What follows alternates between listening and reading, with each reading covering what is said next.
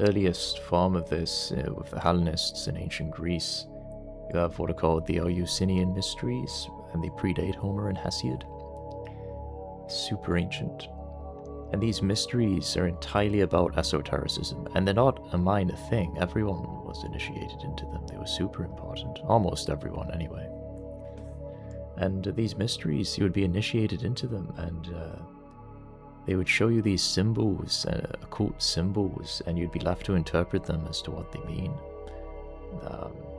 So you become like a detective, trying to figure out like what it means and like what are the connections between the symbols and the archetypes and so on. So it expands your consciousness in that way. And on top of that, the Eleusinian mysteries also involve the apopteia, the great vision, which also expands your consciousness. So it was like a monolith.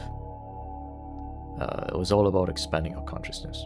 And this is what Cicero himself writes, the Roman statesman. He writes in his books that the Eleusinian mysteries enlightened the Romans. He claims that the Roman elites were initiated into the Eleusinian mysteries, and it enlightened them, and it gave the Romans civilization. It's probably a bit exaggerated, but that's what Cicero claims, you see. Enlightenment. Alampsis. So you see, the esotericism is built into the Hellenic civilization from the start. The Eleusinian mysteries predate Homer and Hesiod. It's, the mythology is initiatory, which means Persephone in the mythology symbolizes the initiates. Just as she descends into Hades and then ascends back to the land of the living, the initiates, when they drink the Kykeon, they ascend with Persephone into the land of the living in the apopteia, but then they descend back to the land of death with Persephone, you see. Initiatory mythology. And all the latter mystery cults that came along, the chief deities of the mystery cults like Dionysus and so on, they personify the souls of the initiates and what happens to them through their spiritual journey to apotheosis, you see. This is called initiatory mythology. It's not biographical, it's not literal, it's not historical, like the Gospels, for example. These are two totally different genres of mythology, you see. So you have the Eleusinian mysteries, and then what happens as time goes on, you get Homer and Hesiod, these two great Greek poets. And if you read the mythology, like for example the Theogony by Hesiod, it talks about stuff that invites allegorical reading. Like it claims that the sky Uranus is castrated by time, Chronos, and as the sky is castrated, its blood falls to the earth, and then from the blood emerges these giants, these third-eyed giants, and the balls of the sky fall into the ocean, and it produces white foam, and then Aphrodite is born from the white foam. All this esoteric symbolism that keeps that the Theogony is packed with, it invites allegorical reading. It's just a natural outgrowth of the tendency toward esotericism that's in this people, the Greeks, before it, you see. It doesn't come in a vacuum, that's my point, you see.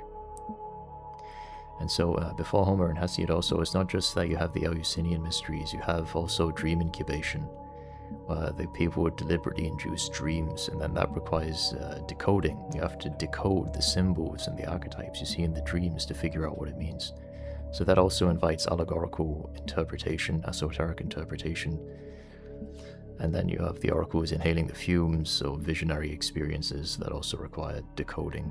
And thus, you see, esoteric decoding of symbols and myths and so on was rampant all over ancient Greece before Homer and Hesiod, and it just continues with Homer and Hesiod.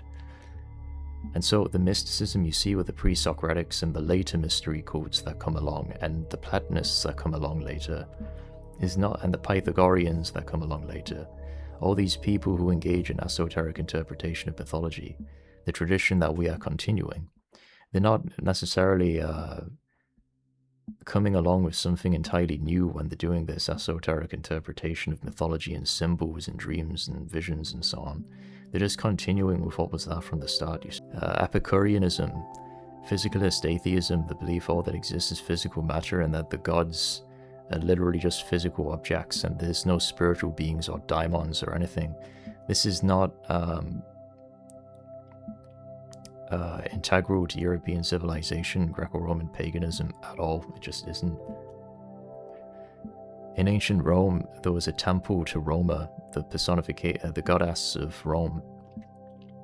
And when you look at her statue in this temple, she looks just like Minerva. So Roma, the goddess of Rome, what is called the noetic archetype of Rome, is Athena, Minerva. So she is the Sophia, you see, the divine wisdom, the Sophia, who is Helen, you see. These are all the same archetype. Helen, the Sophia, Athena, Minerva, Roma. Same archetype, divine archetype, same goddess. This is the goddess, the noetic archetype of Greco-Roman civilization. Athena, Minerva, the Roma. The belief that the spiritual world exists, that Greco-Roman civilization, European spirit civilization, the root and source of it, and really what it is in its essence, is this goddess, this noetic archetype. That you can have oracles, the oracle is inhaling the fumes. So you see the spiritual, mystical component, that the transcendent, that the spiritual realm is real, that the gods are real noetic beings. This is that you can have mystical states and communication with the gods, oracles, and so on, dream incubation, mystery cults, the apopteia of the mystery cults. This is the esoteric interpretation from the dream incubation and the mystery cults and the mythology of Hesiod that invites that.